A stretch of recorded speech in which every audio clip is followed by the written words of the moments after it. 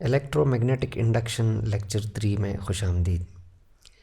इस लेक्चर में हम लेंज़ लॉ की एप्लीकेशन के हवाले से बात करेंगे कि हम लेंज़ लॉ को किस तरह से कहाँ पर कैसे अप्लाई करते हैं, और हम ये भी देखेंगे कि इस लॉ को अप्लाई करने का क्या फ़ायदा होता है। लेंज़ लॉ को किसी कॉइल के ऊपर अप्लाई करने का सबसे बड़ा फ़ायदा ये है कि हमें कॉइल के अंदर बनने वाली इंड्यूस ईएमएफ और इंड्यूस्ड करंट की डायरेक्शन का इल्म होता है। यानी हम लेंज़ लॉ की मदद से ये जान सकते हैं कि जब कॉइल के अंदर मैग्नेटिक फ्लक्स चेंज होती है तो उससे ईएमएफ पैदा होती है, ईएमएफ से करंट हासिल होता है, और इस करंट और ईएमएफ की जो डायरेक्शन है वो हमें लेंज़ लॉ से मिल सकती है। यानी हम ये मालूम कर सकते हैं कि कॉइल का कौन सा साइड पॉजिटिव और कौन सा साइड नेगेटिव बनेगा।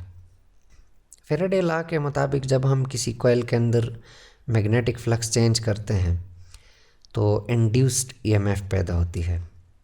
इस ईएमएफ से इंड्यूस्ड करंट हासिल होता है, और ये जो इंड्यूस्ड ईएमएफ और करंट हैं ये दोनों चेंजिंग होते हैं, ये अल्टरनेटिंग होते हैं। इनकी मिकदार और सिमत दोनों चेंज होती है। एक सेकंड में कितनी दफ़ा चेंज होती है ये डिपेंड करता है मैग्नेट की मोशन पे।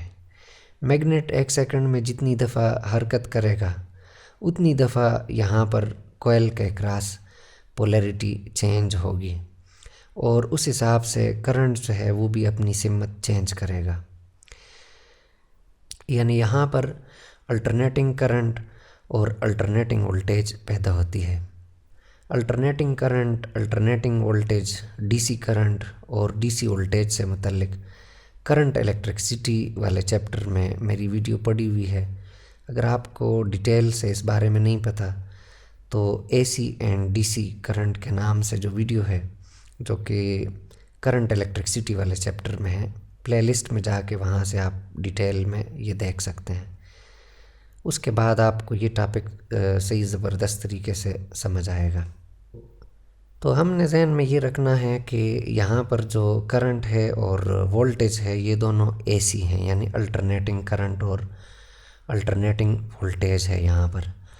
यानी पोलैरिटी जो है वो चेंज होती है। एक सेकंड में कितनी दफ़ा चेंज होती है वो डिपेंड करती है मैग्नेटिक फील्ड की चेंज या मैग्नेट की मूवमेंट पे कि ये कितनी दफ़ा एक सेकंड में आगे पीछे मूव करता है। सबसे पहले हम इस कॉइल के ऊपर लेंज़ लॉ अप्लाई करते हैं और देखते हैं कि जब मैग्नेट कॉइल के करीब आता है तो उस दौरान कॉइल का कौन सा साइड पॉजिटिव और कौन सा साइड नेगेटिव बनेगा और करंट की सिमत क्या होगी। तो जब हम मैग्नेट को कॉइल के करीब लाते हैं, लेंज़ लॉ के मुताबिक कॉइल ने इस मोशन को अपोज करना है। यानी कॉइल का जो लेफ़्ट साइड है इसने नॉर्थ पोल बनना है। अब नॉर्थ पोल बनने के लिए ज़रूरी है कि इस कॉइल के अंदर करंट की जो सिमत है वो जो एनिमेशन में दिखाई गई है इस तरह की हो। यानी ये करंट जो है ये इनटू द पेज या इनटू द स्क्रीन होनी चाहिए। ये हम मालूम कर सकते हैं राइट हैंड रूल से। हमने इस तरह करना है कि चूँकि हमें कॉइल के लेफ़्ट साइड पे नॉर्थ पोल चाहिए तो हमने अपने राइट हैंड का जो थंब है ये हमने पॉइंट करना है लेफ़्ट साइड पे, और राइट हैंड के जो फिंगर्स हैं इनको हमने कॉइल के गिर्द घुमाना है। तो हमारे जो फिंगर्स हैं ये हमें करंट की डायरेक्शन बताएंगे कि करंट किस सिमत फ़्लो करेगा। तो फिंगर्स जो हैं वो ये शो करते हैं कि करंट जो है वो इनटू द पेज होना चाहिए कॉइल के अपर साइड पे, और जो लोअर साइड है इस पे ये आउट ऑफ द पेज होगा। तब कॉइल के लेफ़्ट साइड पे नॉर्थ पोल बनेगा और मैग्नेट की मोशन अपोज हो सकेगी। हमें इल्म है कि करंट जो है वो हमेशा पॉजिटिव से नेगेटिव की तरफ फ़्लो करता है। यहाँ पर करंट से मुराद कन्वेंशनल करंट या फ्लो ऑफ पॉजिटिव चार्ज है। करंट जो है ये हमेशा पॉजिटिव से नेगेटिव टर्मिनल की तरफ फ़्लो करता है। तो अगर करंट की सिमत ये वाली है जो हमें राइट हैंड रूल बता रहा है, तो इसका मतलब ये है कि करंट ने कॉइल के अंदर लेफ़्ट से राइट की तरफ फ़्लो करना है। अगर करंट लेफ़्ट से राइट की तरफ फ़्लो करता है तो इसका मतलब ये हुआ कि कॉइल का जो लेफ़्ट साइड है ये पॉजिटिव है और जो राइट साइड है ये नेगेटिव है। यानी कॉइल का ये वाला साइड पॉजिटिव टर्मिनल है और ये वाला साइड नेगेटिव टर्मिनल है। तो इस कॉइल पे लेंज़ लॉ अप्लाई करने से हमें करंट की सिमत का भी इल्म हुआ कि करंट की फ़्लो किस तरफ होगी जब मैग्नेट करीब आएगा, और साथ में हमें जो इंड्यूस्ड वोल्टेज है यहाँ पर जो ईएमएफ जनरेट होती है उसकी डायरेक्शन का भी इल्म हुआ कि इंड्यूस्ड वोल्टेज की डायरेक्शन क्या होगी। अब हम ये देखते हैं कि जब हम मैग्नेट को कॉइल से दूर लेके जाते हैं तो उस दौरान करंट की सिमत और ईएमएफ की डायरेक्शन क्या बनेगी।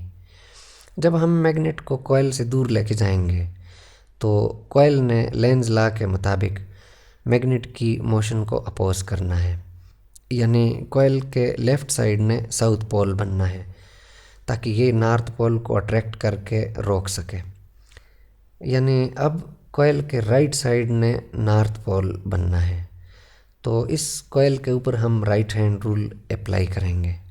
हमें कॉइल के राइट साइड पे नॉर्थ पोल चाहिए और लेफ़्ट साइड पे साउथ पोल चाहिए। तो हम इस तरह करेंगे कि अपने राइट हैंड का जो थंब है इसको हम इस तरफ रखेंगे, यानी कॉइल के राइट साइड की तरफ इसको पॉइंट करेंगे, और राइट हैंड के जो फिंगर्स हैं इनको हमने कर्ल करना है कॉइल के गिर्द।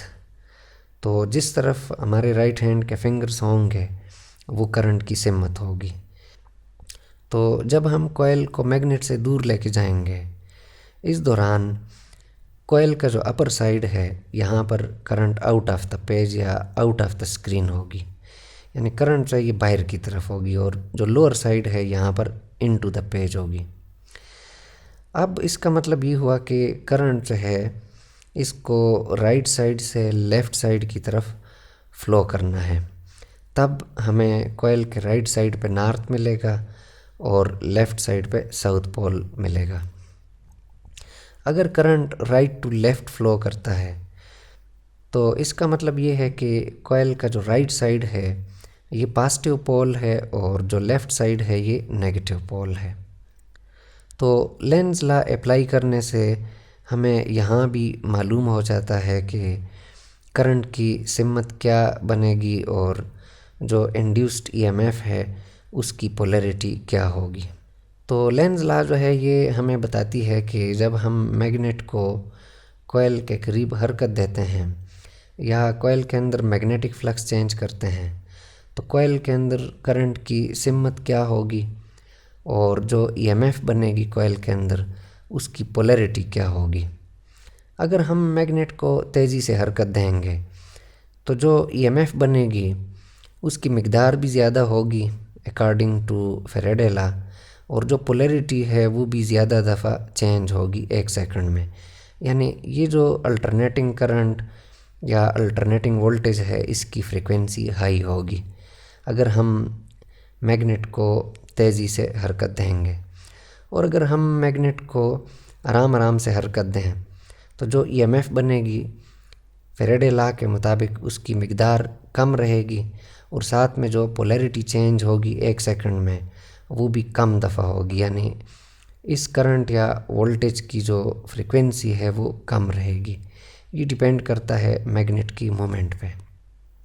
अगर इस टॉपिक के हवाले से आपके जहन में कोई क्वेश्चन है या कोई चीज़ आपको समझ में नहीं आई तो कमेंट कर दें। Thanks for watching.